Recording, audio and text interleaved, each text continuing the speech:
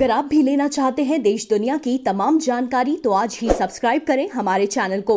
साथ ही नीचे दिए बेल आइकन को जरूर दबाएं ताकि हर अपडेट आप तक पहुंच सके।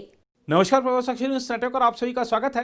केंद्र शासित प्रदेश जम्मू कश्मीर के विकास को नई ऊंचाइयों पर पहुंचाने तथा प्रदेश में रोजगार की बहार लाने के लिए उपराज्यपाल मनोज सिन्हा ने गुरुवार को 28,400 करोड़ रुपए की नई औद्योगिक विकास योजना की घोषणा की।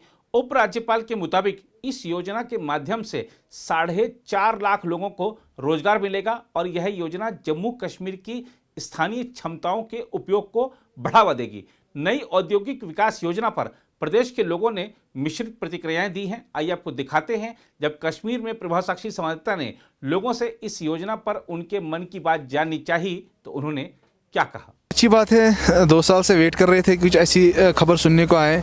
After the abrogation of article 370 वादे बहुत किए गए।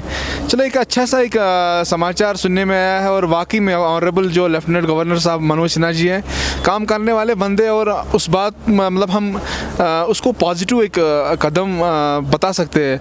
अगर ऐसा होता है, खाली फाइलों में पड़ा रहे ऑर्डर या तो होना नहीं चाहिए, लेकिन अगर ऐसा स्टेप उठाया जाता है तो ऑब्वियसली यहाँ की जो बेरोज़गारी है, अनएम्प्लॉयमेंट है, ख़त्म हो जाएगी।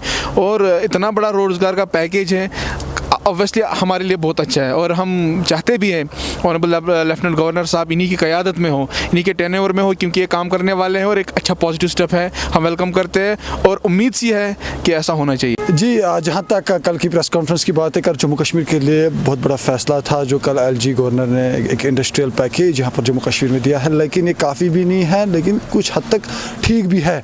जहाँ तक हम जम्मू कश्मीर के नुकसानों की बात करें, नुकसान जो है पिछले 2 लॉकडाउन से लगातार कश्मीर की इंडस्ट्रीज़ को हुआ है। अगर हम इंडस्ट्रीज़ की बात करें, इंडस्ट्री बैकबोन ऑफ स्टेट माना जाता है, जैसे जम्मू कश्मीर की भी बैकबोन इंडस्ट्री है।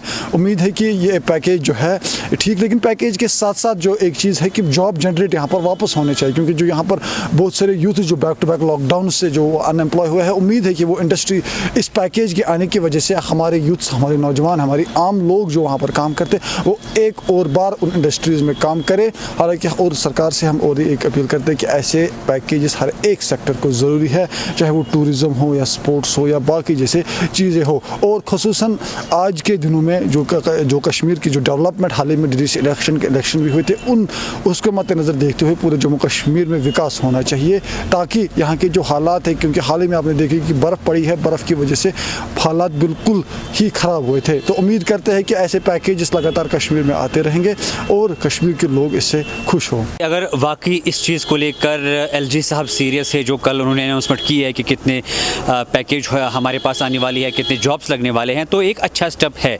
लेकिन लोग बार बार इन वादों पर यकीन क्यों नहीं करते हैं? क्योंकि हम पिछली बार भी 50,000 जॉब्स देख चुके हैं, जो वो वादा भी किया गया। हम पिछले जब आर्टिकल यहाँ पे एब्रोगेट किया गया तब हालात ख़राब थे। यहाँ पे जो कारोबार है, जो भी तबका है काम करने वाला, वो हिट हो गया था। उसके बाद नए जो सीज़न पे उम्मीदें थी, उसके बाद कोरोना ने पूरी दुनिया को हिट किया। उसके बाद और रिहेबिलिटेशन पैकेज की उम्मीदें थी, लेकिन बार बार आप देखिए जितनी भी यहाँ पे ऑर्गेनाइजेशंस है ट्रेड से वाबस्ता, वो यहाँ पे एहतजाज करने आती हैं। किस घर से आती है कि हमें रिहेबिलिटेट कीजिए। आप देखिए पिछले 4 महीने पहले एक ऑफिशियल स्टेटमेंट आया था चैम्बर ऑफ कॉमर्स की तरफ से, जब उन्होंने कहा था कि 50,000 करोड़ से ज़्यादा नुकसान हो चुका है और 5 लाख से ज़्यादा लोग यहाँ पे जॉबलेस हो चुके हैं। तो आप अगस्त से लेकर अभी तक और रेशो उसमें ऐड कीजिए तो खुद अंदाज़ा कीजिए कि कितना नुकसान हम कर चुके हैं और कितने जॉबलेस हो चुके हैं। आप कह रहे हैं कि जो इंडस्ट्रियल यहाँ पे लॉस हुआ है उसको रिहेबिलिटेट करेंगे, लेकिन आप देखिए कितनी इंडस्ट्रीज़ यहाँ पे शट हो चुकी है। आपका जब एयरसेल यहाँ पे शट हुआ तब यहाँ पे कोविड नहीं था, तब आर्टिकल एब्रोगेट नहीं किया गया था। आप देखिए कितनी बड़ी कंपनीज यहाँ पे शट हो रही। सबसे बड़ा कॉल सेंटर यहाँ पे था कश्मीर में, जिसको आर्टिकल के टाइम शट करना पड़ा क्योंकि यहाँ पे नेट फैसिलिटी नहीं है। आप देखिए जो बेसिक फैसिलिटीज़ है लोगों को पहले वो प्रोवाइड कीजिए। कल एक अफवाह फिर से उड़ी कि शायद कुछ दिनों में 4G रिस्टोर होने वाला है, लेकिन कितने वादे अभी तक 4G के हम देख चुके हैं।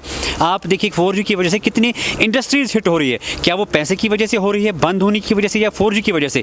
तो अगर आप वाकई इंडस्ट्रीज़ को सही तरह से चालू करना चाहते हैं, आप लोगों को रिहेबिलिटेट करना चाहते हैं, यहाँ के नौजवानों को जॉब देना चाहते हैं, तो वाकई अपने इस वादे पे सीरियस रहे और सही तरह से इस चीज़ को अमलाइए। देखिए तो बहुत अच्छा स्टेप है। देखिए पिछले 2 सालों से कश्मीर बहुत सफ़र कर रहा है। यहाँ के जो यूथ है जॉब्स के बगैर थी, लोग बहुत परेशान थे कि जॉब्स के लिए जो इन्होंने स्टेप लिया, 4.5 लाख लोग हमारे जो इंडस्ट्रीज़ बनेंगी उसमें जॉब लगेंगी, ये बहुत अच्छा स्टेप है।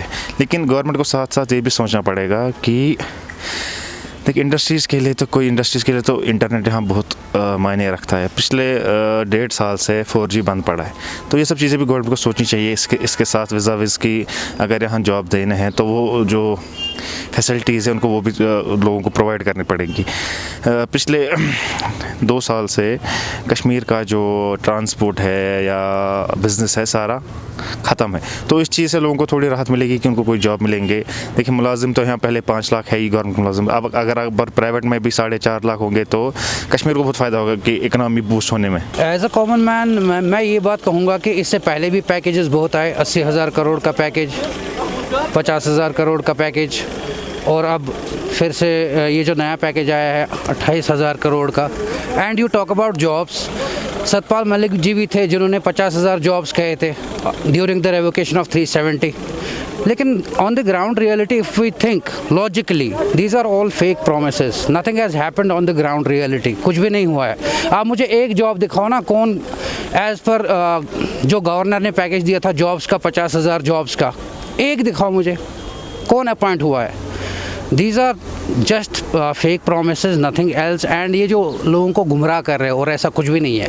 The politics is run by bureaucrats, the economy is controlled by bureaucrats, and these administrations are the upper hands for those bureaucrats।